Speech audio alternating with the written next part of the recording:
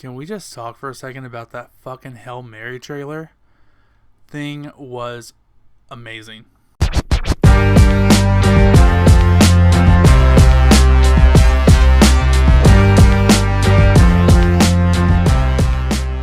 What's up, guys? Welcome to the Batman Drew podcast. The podcast is about life, fandom, and all the random shit in between. And today I have just only a few show notes for you, I guess, if you will. But like always, we always start out with the life updates. So, if you saw my last video, you know that the Oklahoma City Thunder won the NBA championship. Sure, I wasn't the one who broke that news to you. However, I am a huge Oklahoma City Thunder fan. I live in Oklahoma City. That's my team, hometown team. Super, excited and happy about the win. But like on last week's episode, and also on my TikTok, I made a video that I felt as if the incident that happened after the finals championship win, and if you're from Oklahoma City, you know that there was a shooting in downtown Oklahoma City.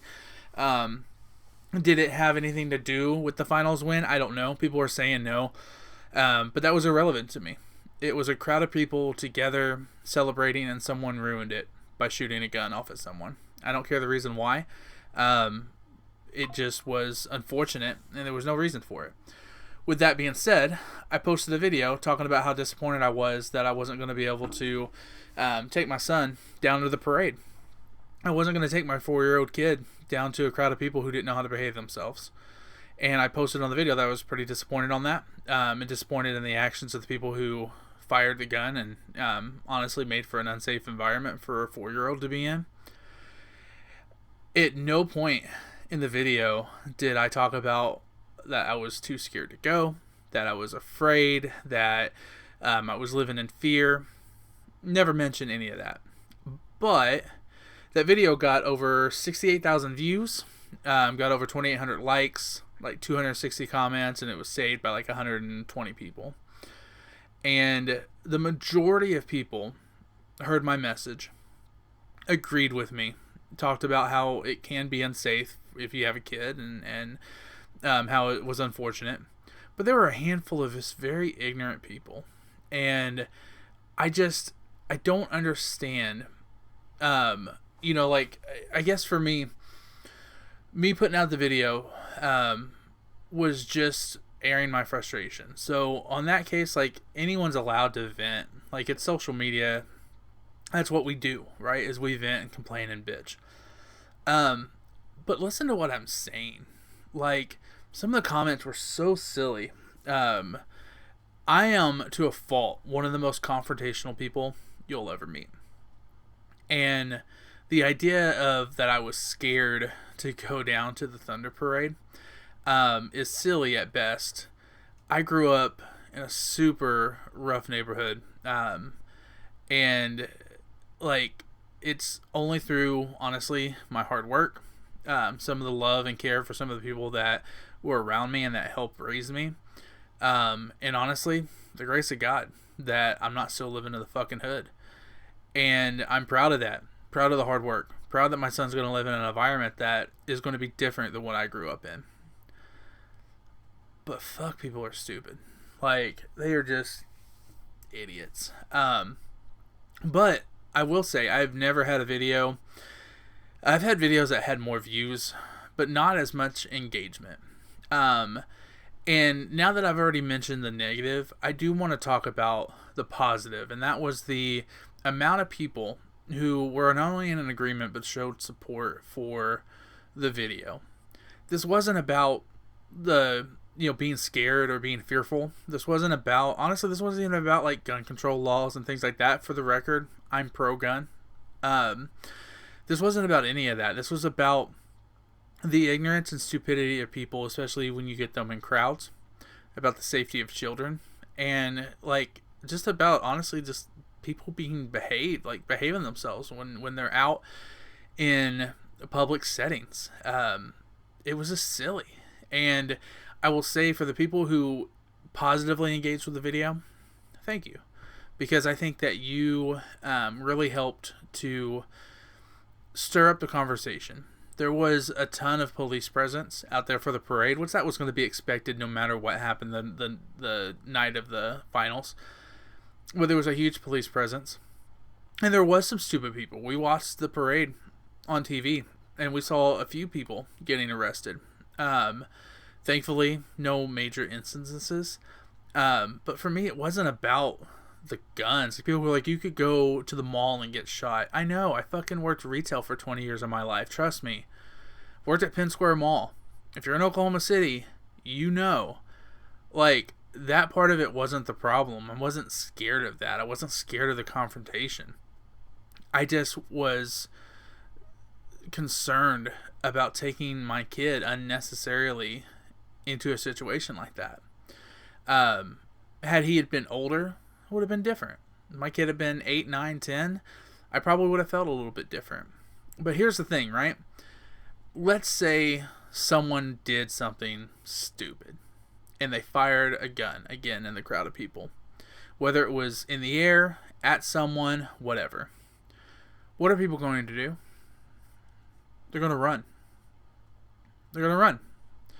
And although I will do anything I have to protect my child, if he was to get hurt, trampled by a herd of fucking stupid people not paying attention to children around them, that'd have been my fault. So I am a very protective dad. I make no apologies for that. I am a very protective husband. I make no apologies about that. But that's because I grew up in an environment where I saw the absolute fucking worst in people. And so for the people that were on the video talking about, oh, you're just scared, you're scared, you can't live your life in fear. Bitch, it's not fear. It's not. I just know how people are. And I know how people are whenever they are selfish and they're not helpful to people. I know how they are whenever they're stupid and they decide that a firearm is the way to resolve their issues. I just know how I grew up, and it just wasn't worth it to me to take my kid down there. So here's the bright side, is that Oklahoma City is going to win a shit more championships. Obviously I hope so. Hopefully I just didn't jinx the team, but their run is not over, so we're going to have more opportunity. But I just wanted to address the silliness of the people who commented on the video, but thank the ones who were in support. Now, this is just my point of view, and if you think my point of view is wrong, that's fine. Yours is neither more right nor wrong than mine. But if you're going to comment on someone's video and their content, at least listen to it. I went back just to make sure I wasn't crazy. Not once in the entire video did I say the word scared or afraid. I said because of the actions of some stupid idiot that it's unsafe to take my child down there. That's all I said. People lost their shit. So that's fine. It makes no difference to me either way, but I just wanted to at least thank the individuals who were supportive of that video. So a couple of other life updates, guys. I went to the doctor today. If you've followed my content, you know that I've recently been diagnosed with diabetes. No surprise, I'm a big guy and my family has a history of diabetes. But I've really been working hard to try to get it under control. Almost cut my blood sugar in half from what it was when I started this 6 weeks ago. I, in the month of June, walked over 36 miles doing the Conquerors Challenge. I just finished the Rome Challenge. Not only that, but I gave myself 2 months to do it. I finished it in under a month. So I'm really proud of my progress for that. And now I'm jumping headfirst into the Tomb Raider Challenge, which I love that they have these themes and licensing to stuff, because although you give me the choice, I'm picking Uncharted 10 out of 10 times over Tomb Raider. The fact is that I do love the Tomb Raider games, love Lara Croft, and I'm excited to be able to start it. I've done the Athens Marathon, and I did the Rome Challenge, which was 25 miles and 38 miles, or whatever, however long, respectively. The first Tomb Raider challenge is like 146 miles. And so that's a lot. So I'm looking forward to getting started. I'm looking forward to jumping in. And I'm just thankful for the progress I've made. And so at the end of the day, I don't have a weight loss goal. Although I am happy with the 12 pounds. I don't have any kind of fitness goal. I have one goal by the end of the year is I don't want to sit comfortably on an airplane. But I want to live a longer, healthier life for my kid. So that is my goal, and whatever that looks like, I'm all for. But yeah, I'm just really proud of my progress. So listen, like I say this all the time, and I truly mean it. Life is never going to be perfect. So we just got to make it work. And right now, I'm doing my best to make it work. So let's dive into the fun stuff about the podcast, though. Let's talk about our fandom. And there were a couple of things that came out this last week that I'm super excited for. Well, first things first, gaming. I've been playing the Ghost of Tsushima, and I have a video series called the Daily Gaming Journal. And so there you can kind of see my updates. But in a nutshell, I'm about 50% done with the game. And so far, I've absolutely loved it. From the visuals and the storyline, the dialogue, like everything about this game is working for me. But what I really love is the combat. I love the fact that you have to switch your approach depending on who you're fighting. Now, I will say the characters that you're fighting, the army and stuff like that, they're a little bit repetitive. And I was getting slightly bored with that until I came across the warriors from Iki Island. And right now I went on that side quest, which I come to find out it's part of the DLC for the game, so I had no idea. But I've stopped the main storyline. I've gone to Iki Island to battle the eagle and to keep them from, coming over to Tsushima. And I love the fact that the characters instantly got harder to beat. The fighting got more engaging. And I think that the storyline really picked up. Now, I wasn't bored with the storyline in the first place, but adding this little extra element, I'm really digging the game. So there are a couple things that I hope to be able to see, just my own expectation of how the storyline pans out. Who will see if I'm right or if I'm wrong. The only knock I've had on this game, it's been a little bit predictable at times. So hopefully that isn't just foreshadowing of a storyline that feels uninteresting towards the end of the game. But I am really digging. I'm really enjoying it. In a different medium, a couple of trailers came out the last week. Let's talk about first the Fantastic Four final trailer. This thing looks bonkers. I've been so excited for the Fantastic Four. They're part of my favorite characters in the Marvel Universe, and I'm so glad to be able to see what Kevin Feige and the MCU is going to do with those characters. I loved everything I've seen so far, but this trailer really took it over the top for me. It gave you a little bit more detail on what you're going to see in the storyline of the movie, kind of what this is about. You see more of that time progression from the moment that you get your late dinner table talk, finding out that Sue's pregnant, to actually seeing what we're assuming is baby Franklin. I gotta imagine is baby Franklin actually born and living in this world, and then the looming threat of Galactus and what that's going to look like. And I think that this trailer really gave us a sense of just the depth that this movie's going to have in the journey it's going to take us on, and I'm super excited for it. I do love the rolling joke of what time is it, and no, that's only for the cartoon, stuff like that. He's going to say it. He's going to say it right at the very end there, that scene that you see where Johnny's flying him through the air with the rock beard that he has, which I didn't care for that, but whatever. He's going to say it at that point. And it's going to be, we're all going to be super excited. It's not going to be on the level of Avengers Assemble, but obviously they're going to make it a point to drag this out, but to make it impactful. But what I love most about all the character arcs that we've seen so far in the trailers is the emotional depth that Pedro Pascal is going to bring to Reed Richards. The one thing I loved about Reed in the comics was specifically the fact that he was a super complex character.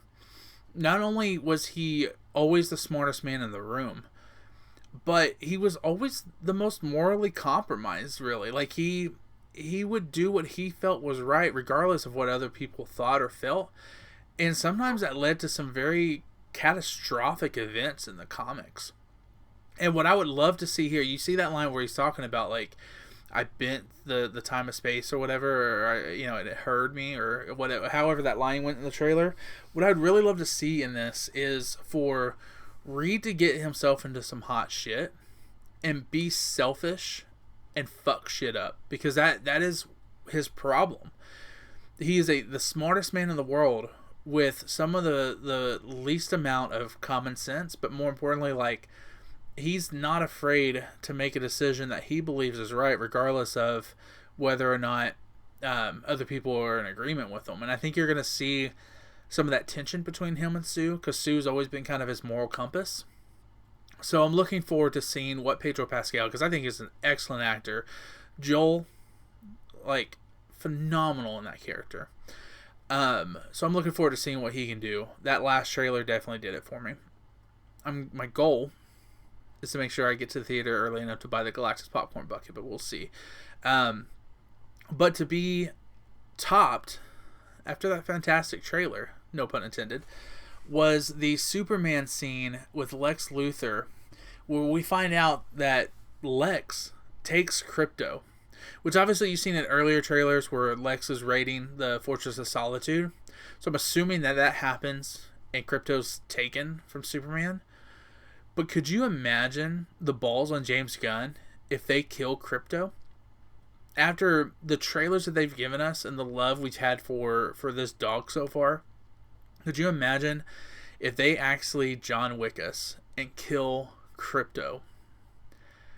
I want to see Superman lose his shit. I don't want to see Superman do something silly where he murders innocent people. But I want to see Superman unhinged. One of my favorite Superman scenes that I've seen in any recent Superman content was in the Superman and Lois show, where I believe it was season 1, where I don't remember the actor's name, but the guy who plays Superman in that show, where they are, I believe that, like, he's battling some army guys or whatever, and they hit one of his sons, or they hurt one of his sons or whatever, but it pisses him off and his eyes turn bright red and he just loses his shit on everybody. Like, you see what Superman could be when Superman's angry. I want to see that. I want to see what Superman can be in this movie, in this world where you've killed Crypto. So I don't think they'll do it. I think there's too much love for Crypto. I don't think it's going to be something that they pull off, but I think it would be pretty cool if they did. So we'll see. But that little spot definitely took the cake for me. But all of that is meaningless to me. For as much of a superhero fan that I am, for as much as I love Fantastic Four, for as much as I love Superman, again, hell, I have my name spelt out in Kryptonian on my arm. I love Superman. The number one movie I am the most excited for at this moment of time is Project Hail Mary. The trailer dropped this morning, and if you don't know what this is, it is a book written by Andy Weir, who's the same guy who wrote The Martian, which The Martian is a great movie in its own right. But this is a book about one man and trying to save not only human civilization, but you find out the civilization of others in the galaxy and in the universe at that. And it's starring Ryan Reynolds. Ryan Gosling. My bad. Starring Ryan Gosling. And I don't want to spoil it because I have listened to the audio book and I love the story that's here. But the trailer did a great job of not only giving you an idea of what to expect if you've read or listened to the book, but if you haven't, to give you a sense of awe and wonder being in space and how it sets up and the pressure that is being burdened down on this one individual. The storyline itself, if you've read the books, you know, is fucked up. Like, what happens to this guy and how he gets to space is messed up, to say the least. But I think this movie is going to be phenomenal. And I was shocked to get such a detailed trailer. Now, I know at CinemaCon, they announced the movie. They gave some footage because they'd already been shooting it. So I didn't expect to be able to see like all of that. But for an announcement trailer, I didn't expect a 2.5-minute trailer either. This is really good. And I will tell you, this is maybe a little bit of a spoiler. If you've read the books, you know. But how the structure of the trailer was, where it showed us present day when he's in space and showed us flashbacks of his path to get there, is exactly how the book does it. And it does it in such a way that's very captivating, and you just immerse yourself in the story. Rocky, who you see in the trailer, so this isn't a spoiler, Rocky is a great character.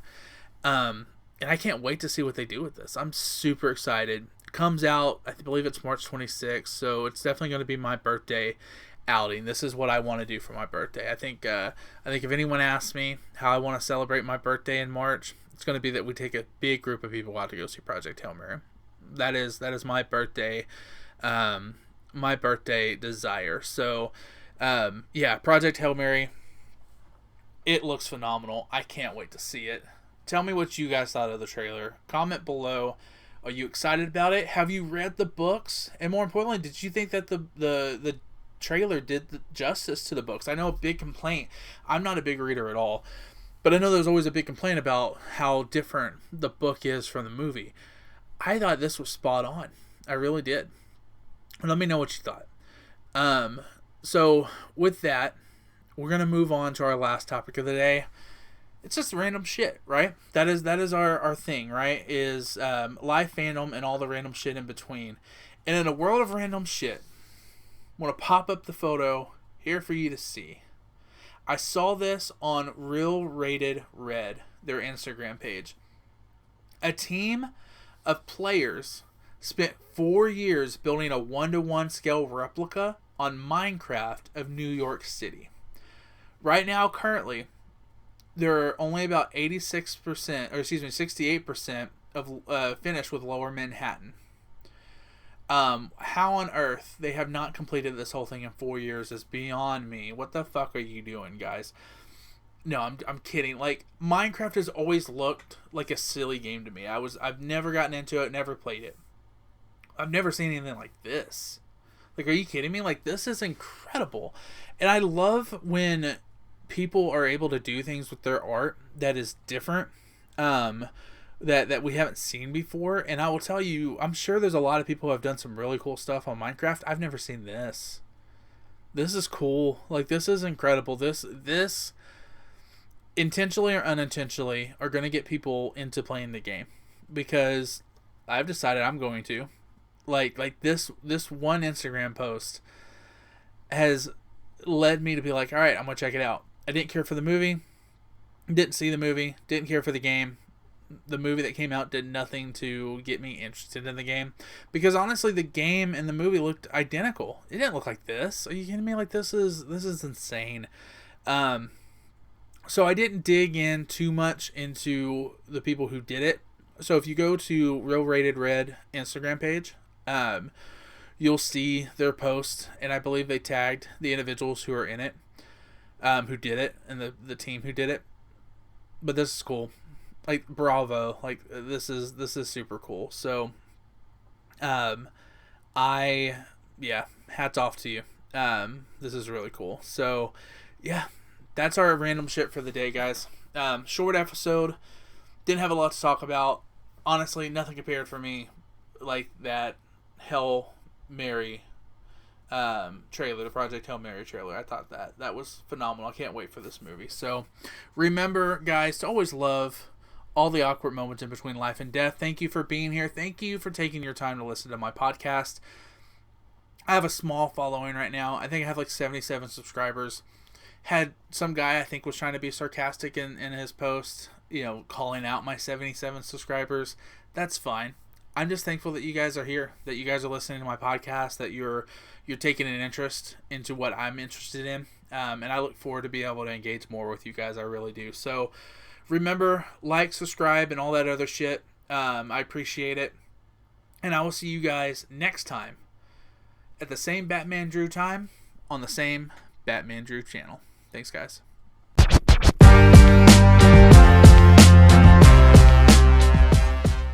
Alright, so if you don't know, I am trying to get into production of film, movies, things like that. I'm working on a huge project that I hope to get started with in the fall. But aside from that, I'm working on a few projects for our YouTube page. And in particular, I plan on announcing them on the third Tuesday of this month. Why the third Tuesday? Well, you'll find out whenever I announce it. But I am looking forward to a couple of really pretty big projects for me. Looking forward to see how they shape out and the journey that they're going to take me on. I'm looking forward to you guys being a part of it. So make sure to continue to stay tuned. Check it out.